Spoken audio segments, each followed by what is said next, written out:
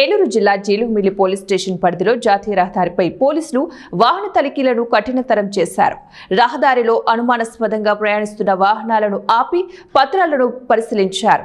తనిఖీల సందర్భంగా శ్రీకాకుళం జిల్లా నుంచి హైదరాబాద్ దిశగా వెళ్తున్న ఒక లారీపై పోలీసులు అనుమానం వ్యక్తం చేసి ఆపి ధృవీకరణ నిర్వహించారు. వాహనం లోపల గోవులను అక్రమంగా తరలిస్తున్నట్లు తెలుసుకున్న పోలీసులు వెంటనే లారీని స్వాధీనం చేసుకుని డ్రైవర్ను అదుపులోకి తీసుకున్నారు.